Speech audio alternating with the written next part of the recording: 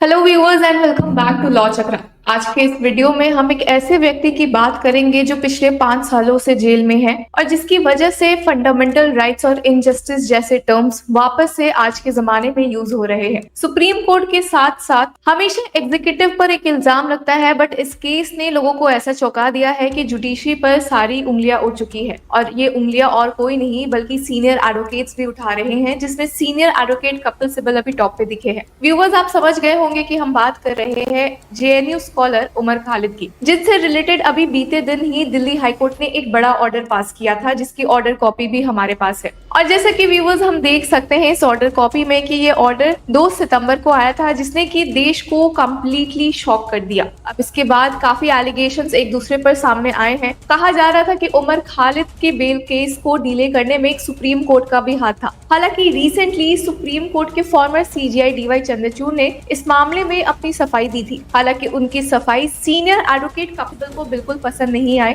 जिन्होंने उसी supreme court में उमर खालिद को रिप्रेजेंट किया था। और व्यूअर्स, दिल्ली हाई कोर्ट के उमर खालिद बेल प्ली को रिजेक्ट करने के बाद कई उंगलियां सुप्रीम कोर्ट में भी उठी थी कि कैसे जब उमर खालिद का केस सुप्रीम कोर्ट गया था तो फॉर्मर सीजीआई डीवाई चंद्रचूड़ के टेन्योर में ये केस कई बार अर्जन हुआ। हालांकि recently farmer CGI D Y Chandrachud ने इस पे क्लैरिफिकेशन दिया। उन्होंने कहा कि उमर खालिद के जो लीगल काउंसिल्स थे, उन्होंने भी इस केस में कई बार अर्जनमेंट की मांग की थी। हालांकि इसी लीगल काउंसिल में सीनियर एडवोकेट कपिल सिब्बल भी थे, जिन्हें की फॉर्मर सीजीआई डीवाई चंद्रचूड़ की बातें बिल्कुल पसंद नहीं आई। कैसे उन्होंने कहा है कि दिल्ली हाईकोर्ट के इस ऑर्डर के खिलाफ वे सुप्रीम कोर्ट जाएंगे, कैसे फॉर्मर सीजीआई डीवाई चंद्रचूड़ के एलिगेशंस गलत है। और इस वीडियो में हम ये भी देखेंगे कि दिल्ली हाईकोर्ट ने किस बेसिस पर उमर खालिद को बेल देने से साफ मना किया था ऑर्डर कॉपी के साथ। तो व्यूअर्स, अभी के लिए इस बात पर नजर डालते हैं कि सीनियर एडवोकेट कपिल सिब्बल ने कहा है कि कैसे फॉर्मर सीजीआई डीवाई चंद्रचूड़ ने गलत बोला है कि उनके काउंसिल्स, उनकी पार्टी ने सबसे ज्यादा अर्जनमेंट लिए थे।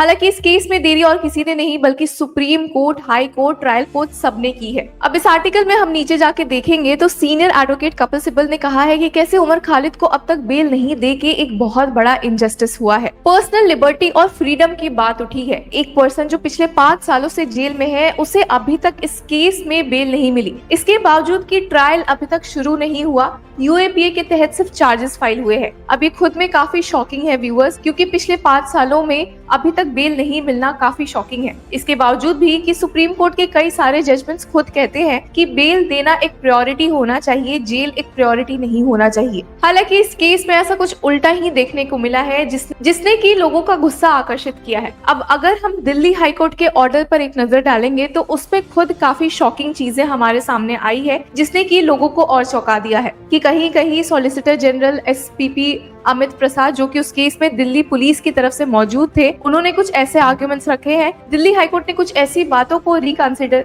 तो चलिए व्यूअर्स, इस ऑर्डर कॉपी पर एक नजर डालते हैं, जिसमें खुद ही काफी शॉकिंग बातें सामने आई है और सच में समझते हैं कि आखिर किस बेसिस पर दिल्ली हाईकोर्ट में जजेस ने उमर खालिद, शर्जिल इमाम और सारे अदर पार्टीज को बेल डिनाई कर दिया। तो व्यूअर्स, जैसा कि हम इस पेज में ही देख सकते हैं कि काफी क्रिमिनल पिटिशंस यहाँ पे मौजूद थी, अपील मौजूद थी शर्जिल इमाम की, उमर खालिद की। और इस केस में ये ऑर्डर जो था वो रिजर्व हो चुका था 9 जुलाई को और ऑर्डर अब जाकर आया है 2 सितंबर को। और व्यूअर्स, अगर हम पेज नंबर 8 में देखेंगे तो हम देखेंगे कि बेंच थी जस्टिसेस नवीन चावला और शालिंदर कौर की। अब हम नेक्स्ट पेज में जाएंगे व्यूअर्स, पेज नंबर 9 में, तो यहाँ पे एफआईआर नंबर लिखा है 59/2020 डेटेड 6/3/2020, यानी कि इस केस में जो पहला एफआईआर फाइल हुआ था वो 6 मार्च 2020 को हुआ था। आप तब से ही अंदाजा लगा लीजिए कि अब तक इस केस में कुछ खास अपडेट नहीं आई है, ना ही ट्रायल स्टार्ट हुआ है, ना चांसेस दिख रहे हैं स्टार्ट होने के। वो खुद में काफी शॉकिंग है। और इसके साथ ही यहाँ पे चार्जशीट का एक टैबलर फॉर्म भी दिया गया है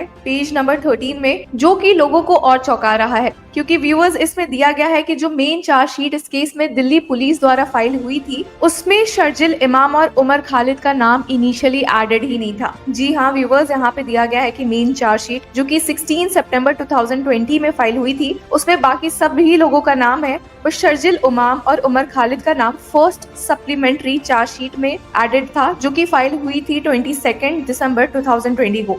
लोगों को ये भी शॉकिंग लगा है कि जिन्हें अब प्राइम अक्यूज्ड, कॉन्स्पिरेटर्स या फिर आर्किटेक्ट कहा जा रहा है इस बहुत बड़े वायलेंस के पीछे, नॉर्थ दिल्ली में जो ये वायलेंस हुआ था उसके पीछे, उनका नाम फर्स्ट चार्जशीट से ही मिसिंग था। और चलिए व्यूअर्स, सीधे सुप्रीम कोर्ट के एनालिसिस एंड फाइंडिंग्स पर जाते हैं शर्जिल इमाम और उमर खालिद के केस में। सबसे पहले जो कि पेज नंबर 64 में दिया गया है। अब यहाँ पर जो हम देखेंगे वो दिल्ली हाई कोर्ट के ऑब्जर्वेशंस है। उन्होंने यहाँ पे फोकस किया है कि जो लर्न्ड एसपीपी है इस केस में, अमित प्रसाद थे जो कि दिल्ली पुलिस की तरफ से मौजूद थे, उन्होंने एम्फेसिस दिया है कि जो प्राइमा फसाई मटेरियल रिकॉर्ड पर है वो सफिशिएंट है दिखाने के लिए कि अपेलेंट शर्जिल इमाम और उमर खालिद मास्टरमाइंड्स थे इस कॉन्स्पिरेसी के। एसपीपी ने ये भी बताया है कि ये बहुत अपेरेंट है कि शर्जिल इमाम या तो उन्होंने खुद फॉर्म किया है या दूसरों को डायरेक्ट किया है वेरियस व्हाट्सएप ग्रुप्स फॉर्म करने के लिए, लोगों को बुलाने के लिए कि वो भीड़ का इकट्ठा बने, भीड़ का हिस्सा बने और चक्का जाम करवाए, दिल्ली में रायट्स फैलवाए। बहुत सारी ऐसी बातें लर्न्ड एसपीपी ने कही थी। और नेक्स्ट पॉइंट पर हम आएंगे तो इसमें दिखाया जा रहा है कि शर्जिल इमाम पर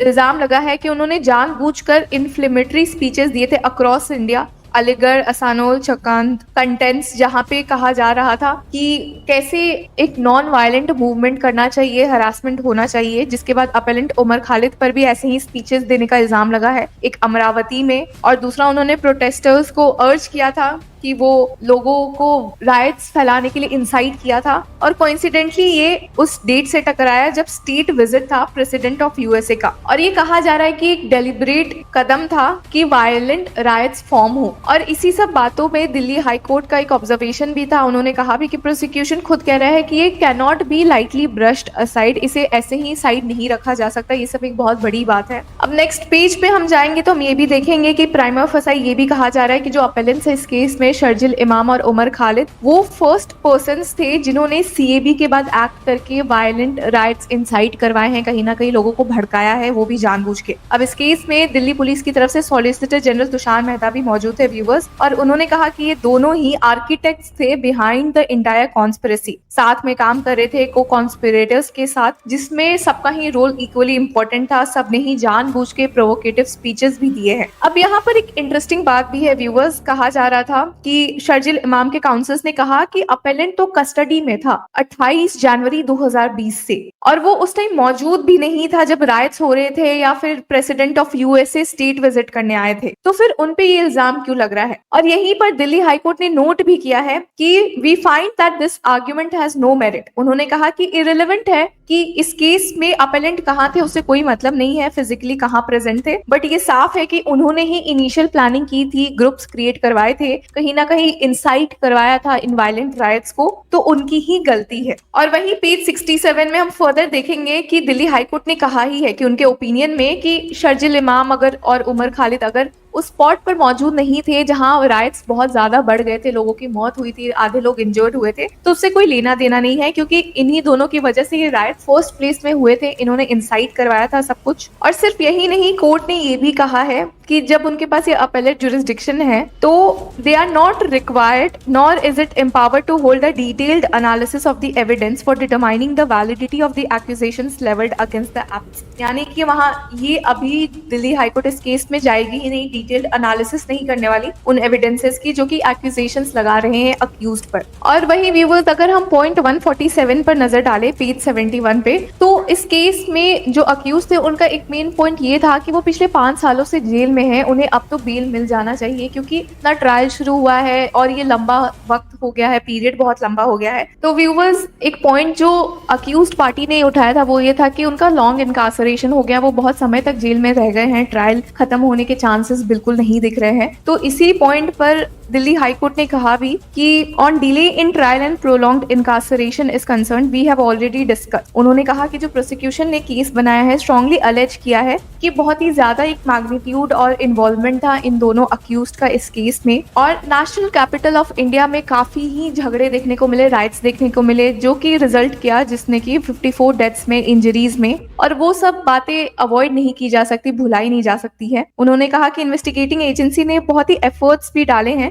इस डीप रूटेड कॉन्स्पिरेसी को ढूंढने में, जो कि एविडेंट भी है क्योंकि इस केस में जो चार्जशीट है that runs more than 3 20,000 pages with an additional 30,000 pages of electronic evidence. और यहीं पर जो दिल्ली पुलिस के काउंसिल थे उन्होंने दिल्ली हाईकोर्ट को बताया भी कि the parties have informed this court that the trial is currently at the stage of hearing arguments on the framing of charges. मतलब कि ट्रायल थोड़ा केस प्रोग्रेस कर रहा है, ऐसा नहीं है कि केस कंप्लीटली बंद है। और 148 पॉइंट पे बोला भी गया है कि keeping in view the nature of the allegations और specifically submissions of solicitor general Tushar Mehta and SPP, ये केस दिखाता है कि ये कोई नॉर्मल केस नहीं है, बहुत ही वेल प्लान्ड कॉन्स्पिरेसी थी, वेल ऑर्केस्ट्रेटेड कॉन्स्पिरेसी थी अनलॉफुल एक्टिविटीज कमिट करने के लिए, जो कि थ्रेटन करती है हमारे देश की यूनिटी, इंटीग्रिटी एंड सोवरेनिटी को। तो ऐसे में कोर्ट का एक बहुत ही इंपॉर्टेंट टास्क बन जाता है कि वो एक बैलेंस बनवाए between individual rights and the interest of the nation as well as the safety and security of the general public at large. और इसी वजह से ये अपील्स सक्सीड नहीं करती है। इसी वजह से उन्होंने 150 पॉइंट पर सीधे सीधे कहा कि ये जो पेंडिंग एप्लीकेशंस थे, ये जो सारे क्रिमिनल अपील के प्लीज फाइल किए गए थे, वो डिसमिस हो जाते हैं। और इसके बाद भी हम यही देख सकते हैं कि बाकी सारे को कॉन्स्पिरेटर्स के केस में भी दिल्ली हाईकोर्ट का यही ऑर्डर रहा है। तो व्यूअर्स, काफी इंटरेस्टिंग हो गया है इस ऑर्डर कॉपी को देखना, ये देखना कि चार्जशीट में पहले इनका नाम नहीं था बट सप्लीमेंट्री चार्जशीट में फाइल हुआ है। कहीं ना कहीं हाईकोर्ट ने ये कहा है कि वो राइट्स वाले प्लेस में नहीं भी मौजूद थे, उनका फिजिकल प्रेजेंस जरूरी नहीं है, क्योंकि उन्होंने ही एविडेंस इतना क्लियर शो करता है, प्राइमा फेसाई शो करता है कि उनके नहीं रहने के बावजूद उन्होंने ही सारी जगह पर इंसाइट किया है, वायलेंस स्टार्ट करवाया है, राइट स्टार्ट करवाए हैं। बट अब ये भी इंटरेस्टिंग है कि सीनियर एडवोकेट कपिल सिब्बल, जो कि उमर खालिद की तरफ से एक बार सुप्रीम कोर्ट में लीगल काउंसिल रह चुके हैं, उन्होंने कहा है कि वो वापस से सुप्रीम कोर्ट जाएंगे, क्योंकि दिल्ली हाईकोर्ट का जो ऑर्डर था, सुप्रीम कोर्ट में पहले भी जो केसेस हुए हैं, बेसिकली उमर खालिद के केस में एक इनजस्टिस हो रहा है। कहीं ना कहीं एक पर्सन के फंडामेंटल राइट्स को दबाया गया है, पर्सनल लिबर्टी, फ्रीडम को दबाया जा रहा है। तो बहुत इंटरेस्टिंग होगा देखना कि ये नेक्स्ट फेज कैसा जाएगा उमर खालिद के केस का।